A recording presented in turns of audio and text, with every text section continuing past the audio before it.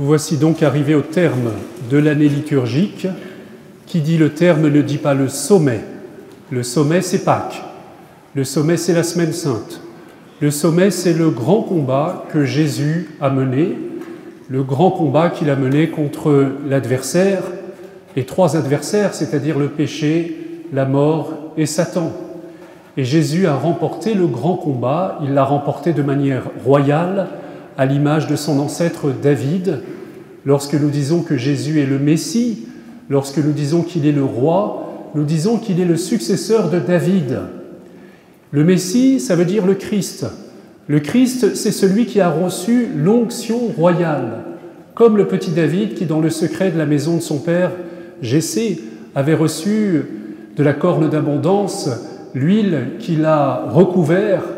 Il a reçu cette onction royale qui lui a donné une force qui ne venait pas de ce monde, une force qui lui a permis à 12 ans d'affronter le géant Goliath et de le terrasser. Jésus est le nouveau David qui, dans la faiblesse apparente, va l'emporter sur le géant, ce triple géant, ce géant à triple tête que j'ai déjà nommé, Satan, le péché et le mal, et la mort, pardon. Chers amis, Jésus l'a emporté, c'est Pâques, c'est le sommet de notre année liturgique, mais le terme, l'accomplissement, c'est la fête du Christ roi. Qu'annonce-t-elle, celle-là ? Elle annonce qu'un jour, le règne du Christ sera total. Lorsque le Christ reviendra dans la gloire, il chassera définitivement tout ce qu'il reste de l'influence de celui qui a déjà perdu. C'est tout le problème, c'est que le diable a déjà perdu, mais il a encore un pouvoir de nuisance. Comprenez bien pourquoi. Il a perdu, mais justement, il ne veut pas être le seul à se perdre et il veut nous entraîner dans sa perte, dans sa défaite.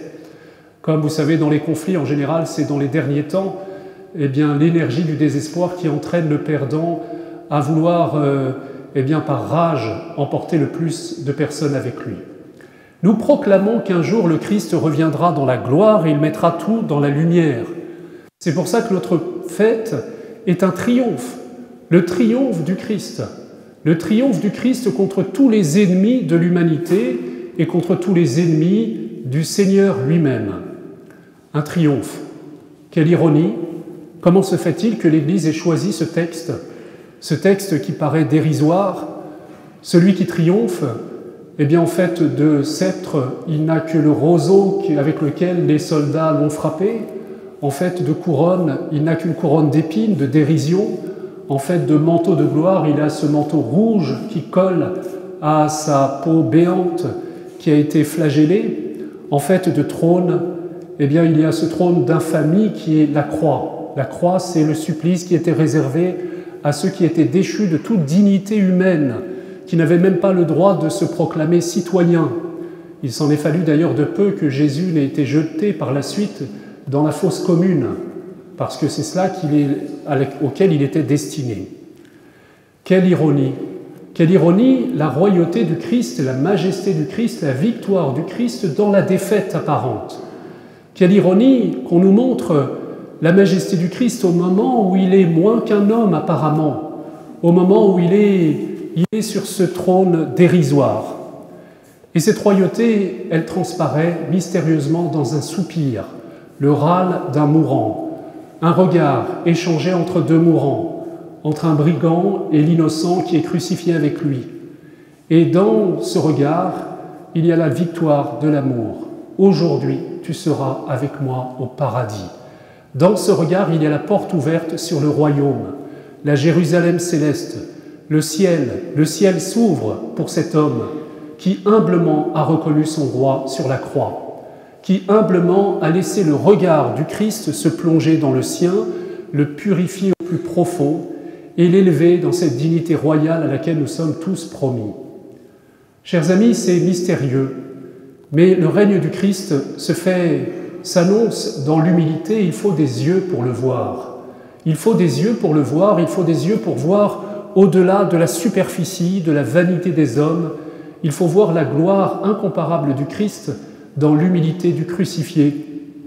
Je vais vous avouer que dans ma vie de prêtre, il y a des moments où vraiment il me semble être témoin de ce fait-là, Cette semaine, j'ai été encore au chevet d'une personne qui vivait ses derniers instants, une personne qui ne pouvait plus s'exprimer, peut-être rationnellement, en tout cas de manière claire. Et ils sont nombreux ceux qui sont considérés par le monde comme n'étant plus dignes de vivre. Et pourtant, ces derniers instants ont laissé percer ce royaume. Parce que je peux vous le dire, dans le regard de cet homme, eh bien, il y avait quelque chose de la lumière du bon larron qui se laisse toucher par le crucifié. Quelque chose de ce regard qui annonce déjà le royaume. Il y avait une paix, il y avait une onction qui a rempli la pièce. Et d'ailleurs, certains médecins l'ont dit, certains soignants, ils ont dit plusieurs jours après, il y a comme quelque chose de cette paix divine qui imprègne ces lieux. Il y a quelque chose dans ce regard et ces derniers soupirs qui nous a laissé une empreinte qui plus jamais ne sera effacée de notre cœur. Chers amis, j'en suis régulièrement témoin, d'immenses choses se jouent dans l'humilité et dans les derniers instants. Dans ces périodes qu'on est parfois tenté, et la société s'organise pour cela, de juger plus digne d'être vécu par un homme. Il ne faut pas nous y tromper, chers amis. Il va être question, il est déjà question, il y a déjà des débats dans certaines loges et à l'Assemblée nationale, et bien au-delà, sur une prétendue mort dans la dignité. Au nom de la mort dans la dignité, on voudrait que les hommes meurent sans avoir à vivre la croix, sans avoir à vivre cette petitesse, en restant dans l'orgueil d'un homme qui apparemment est effectivement digne aux yeux du monde de continuer à vivre jusqu'au jour où il décide d'y mettre fin. Chers amis, quelle dignité! Quelle dignité si c'est celle d'un robot, un robot qui va s'arrêter un jour parce qu'il ne peut plus réfléchir apparemment et s'exprimer. Notre dignité est incomparable. Dieu, Jésus, manifeste sa royauté au moment de sa plus grande faiblesse, parce que sa royauté, c'est la victoire de l'amour. C'est la victoire de l'amour sur toute autre chose. C'est le grand combat final. Figurez-vous que le mot agonie, littéralement, signifie combat. Et j'en suis toujours le témoin. Il se vit un combat dont aucune guerre sur terre n'a d'équivalent.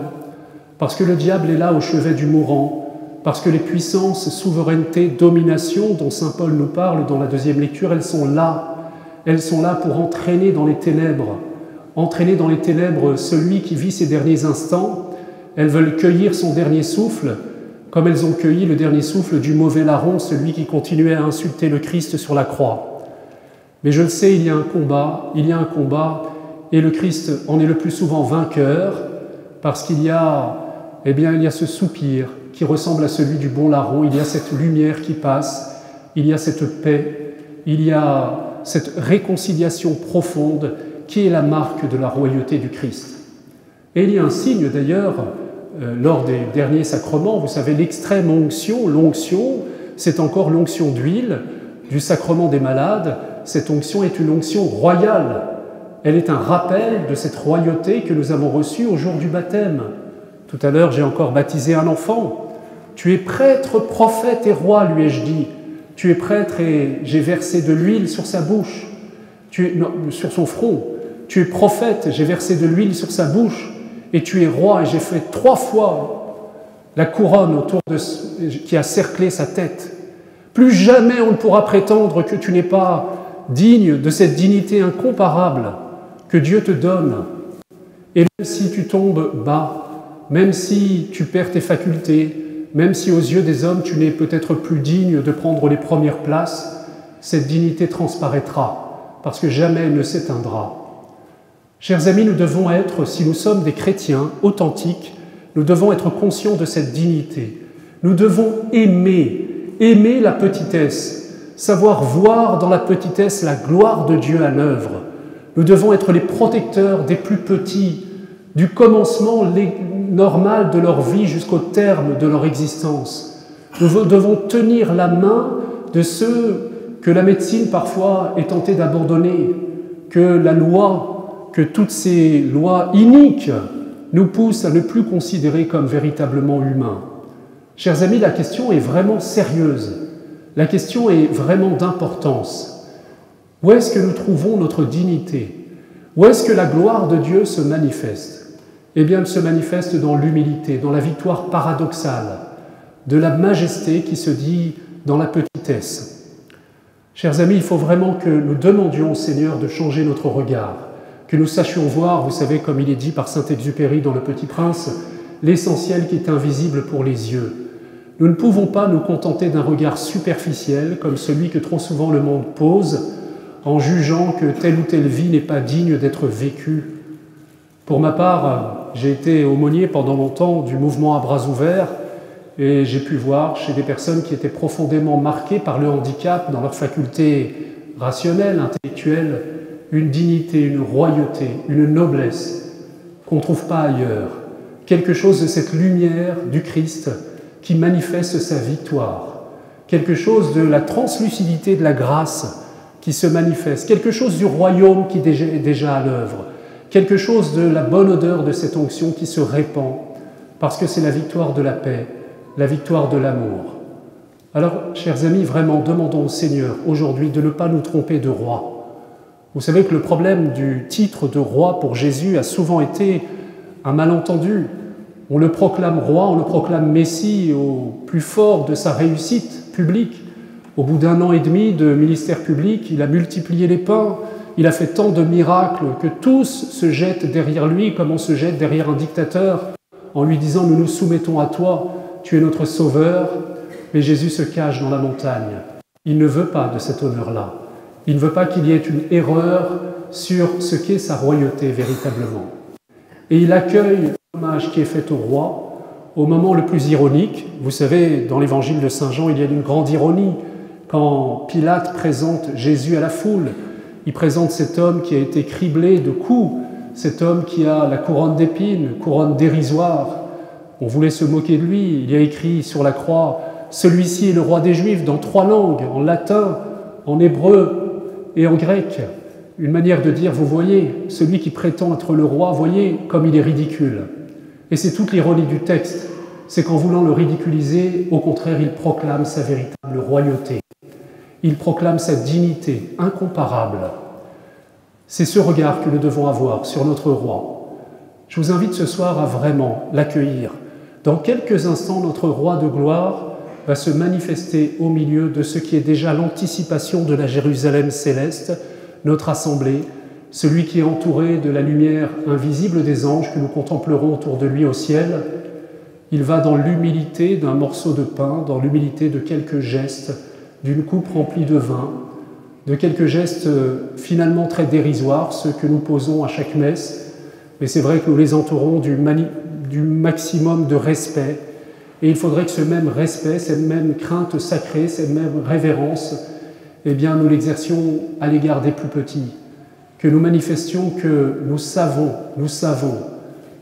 discerner la gloire, la véritable royauté, invisible aux yeux du monde. Amen.